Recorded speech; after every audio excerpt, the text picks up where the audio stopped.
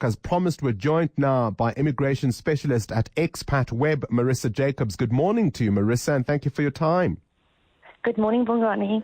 We've had so many problems. Of course, my producers have sent you some of the emails we've been receiving from listeners who've been experiencing these visa challenges. I read a little earlier an email from a Dutch national who experienced all kinds of challenges. We've had a British national married to a South African who has struggled to get visas. We've had, one listener who said he's around one of 6,000 foreign spouses who've been rejected for visas by Home Affairs in the country, and so on and so forth. Another one whose Kenyan husband applied for a visitor visa, but the rejection letter they received stated he was rejected for a relative's visa, one he didn't apply for, so on and so forth. What are your experiences, and importantly, what's your advice for people who find themselves in these situations? Good. It's very difficult to advise on a single case and what the circumstances were around that case. But in our experience, applications filed within South Africa are obviously done through the new VFS Facilitation Centre, and they take on average 4 weeks and at longest 8 weeks to be processed, a normal temporary residence visa application, either renewal or a change of conditions. And similarly at the embassies, you're looking at about 4 weeks, at 8 weeks at most. There are very few embassies that have these very long processing times. I know Zimbabwe is a perfect example of one of those. And so a normal application typically would not take long extended periods of time. And where it does, I would suggest that the applicant engages with the embassy or the VFS Centre to ask what the delay is and see if there's anything that they can do. Perhaps it's a missing document or something simple.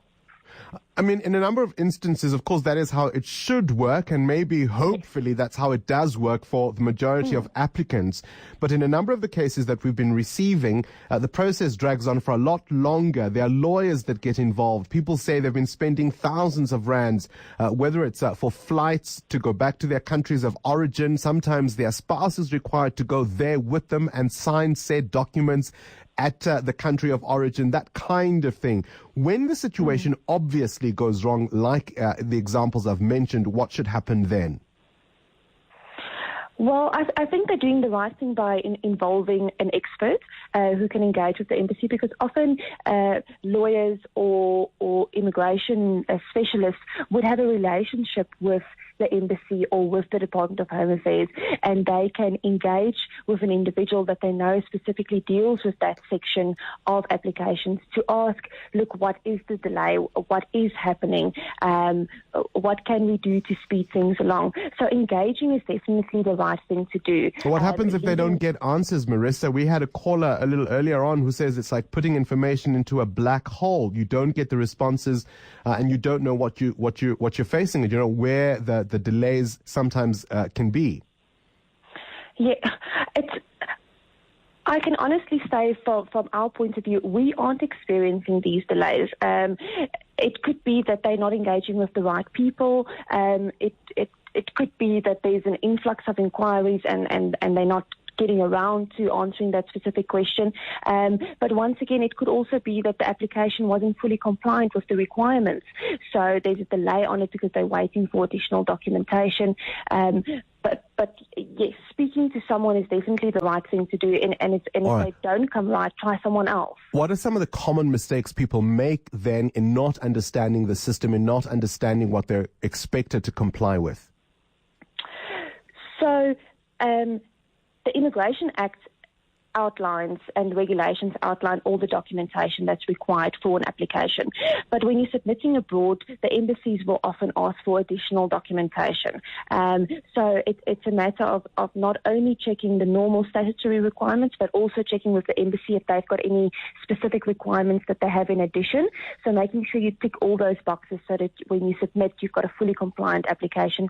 Checking the expiry dates on all your documentation, because most of them will only last for 3 to 6 months. So making sure all your documentation is up to date. Keep your receipt, because that has a reference number on it, and that's needed to follow up on your application. And if you ever needed to involve Department of Home Affairs to check why something's being delayed, you need that reference number. That's how they check up on it. All right, Marisa Jacobs there, Head of Immigration and Mobility at Xpatweb. We have forwarded a number of the emails we have received. We will, of course, at some point be in conversation with the Department of Home Affairs once again to try and get some explanations from their side, because maybe in all of this, people are missing obvious things they should be filling in terms of information that's required, not providing all the necessary documentation, as Marisa says. But it could also be, of course, some of the frustration that has been expressed that things go wrong within the system. We'll try and get to the bottom of this in the coming day.